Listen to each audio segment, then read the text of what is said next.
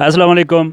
अज अस मौजूद हाँ शर्की बाग ग्राउंड दा इत्थै ना चौकी इत्थै ने अपनी मदद आपने तहत एक जेह्ड़ा स्कूल दा बच्चियां न ओह् तामीर करे लगे ने लोग बच्चे न तो उत्थै अस आए हाँ इत्थै ने आवाम नाल गल कीते आस्तै तो इत्थै ने साढ़े बुजुर्ग और इत्थै ने मकामी जेह्ड़े एक बंदा दे तो ओह् इत्थै कम्म करे लगे ने अस इ'नें कन्नै गल कर रहे और इ'नें कोला पुच्छने कि एह् स्कूल अपनी मदद आप क्यों तामीर करे लगे ने। अस्सलाम वालेकुम। तू साढ़ा क्या नाम दा? मेरा रहमतुद्दीन। रहमतुद्दीन साहब ये स्कूल है जलजले भी भजया सा? ये जलजले भजया सा तो उस तो बाद वापस नहीं बनते? उस तो बाद कोई मतलब किसी तंजीम किसी मतलब लीडर किसी नहीं बनाया नहीं जी। अच्छा तो इत्ते कितने एक बच्चे पढ़ने दे? ये सर ये हाई स्कूल है 10वीं तक। अच्छा तो ये मतलब 3-4 ग्राउंड स्कूल है। ठीक। इसी सारे बच्चे मतलब पढ़ने और इसकी पहले मतलब जेड़े मास्टर दे वो भी इस स्कूल ही पढ़ के अच्छा वो मास्टर लगे ने। ठीक। ये सारी मतलब ग्राउंड ही हालात ये है कि स्कूल मतलब बच्चे भेजे क्या मतलब नहीं है। अच्छा ये जितनी जिसले बारिश हुई नहीं ये जेड़ी मतलब परला चादर ठोकी नहीं जी जी ये जलजले सी बाद मतलब सब मास्टर ने अपनी मदद आप ही करी।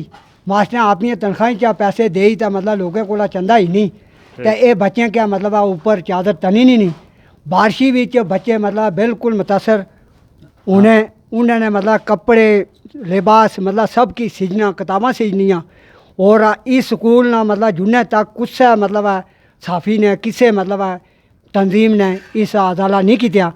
ये सरदार मतलब दोस्त मोहम्मद खान ना मंजूर कराया ना और स्पीकर मतलब अयूब जी साहब ने। ठीक ये पहले जितने बड़े लोग से उन्हें ना मतलब ये करदार है। अच्छा और उन्हें मतलब ये जगह तैयार कराई सी। ये जेड़ा तुसाड़ा स्टेशन दा जीतिया कौन आसा? ये मतलब जीते इस दफ़ा मीराकुर साहब जीते पहले कमर साहब जीतने रहे। ठीक है तो जुन्ने तक मतलब कोई जलजले तो बाद ना कमर साहब स्कूल है बनाया था ना मीराकुर साहब बनाया कुछ भी नहीं बनाया जी। इस एरिए मतलब कोई नज़र रखना ही नहीं है। अच्छा। और रोड है ना हालत देखो कि 3-4 वाकया साढ़े रोडों पर हो गए साढ़े मतलब नौजवान बच्चे गए उन्हें नहीं मतलब जाना चले गई गड्डियां ने मतलब वजह सी जे ना तुम मोटरसाइकिल ही नहीं मतलब मोड़ मुड़ियो जी जी ये मतलब आई महीना पहले मतलब ये ना गड्डी बुन गई।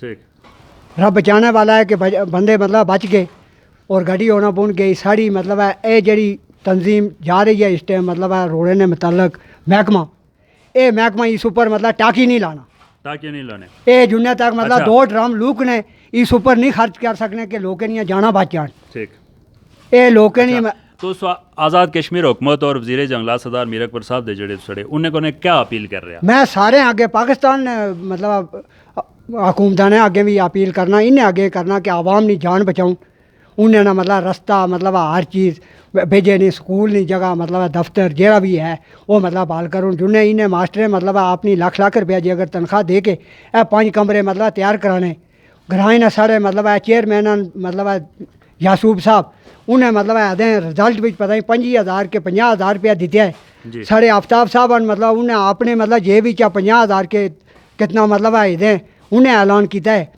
तो साढ़ा मतलब जेडे लोग काम कर रहे हैं सारे मकामी दे के गैर मकामी दे? ये मतलब 2-3 मकामी हैं बाकी मतलब मजदूर तक पाए दूसरे इलाके ने आए ने वो आन के मजदूरी मतलब अपनी करने लगे ने ठेके ऊपर काम। बिल्कुल ठीक होया बहुत शुक्रिया चाचा। ठीक है अच्छा तू साड़ा क्या नाम दा? मोहम्मद अमीद साहब ये गल दसा कि जेड़ा स्कूल दा ये जलजले तो बाद अपनी मदद आप या तुस तैयार करे लेने इतने कितने बच्चे पढ़ने दे? कम तो कम 300-400 बच्चा होते हैं 300-400 बच्चे पढ़ने दे।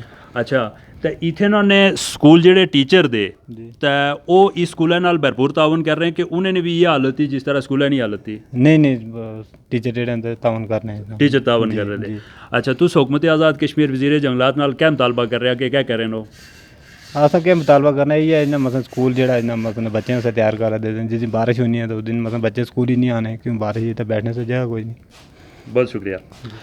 ये इत्थे ने मकामी लोग से जिन्हें नाल असें गल की इन्हें ना मुतालबा सरदार मीराकुर साहब नाल और आज़ाद हुकूमत नाल के वो स्कूल नी इमारत तामीर किते आस्ते इकदाम करें और सड़क नी जी तामीर है जी सड़क इत्थे पट्ट होई नहीं उस वास्ते भी वो इकदाम करें। साथ ही टीम इरशाद भट्ट वकास गुल चुगताई नाल सरदार इरशाद प्रेस क्लब बाग।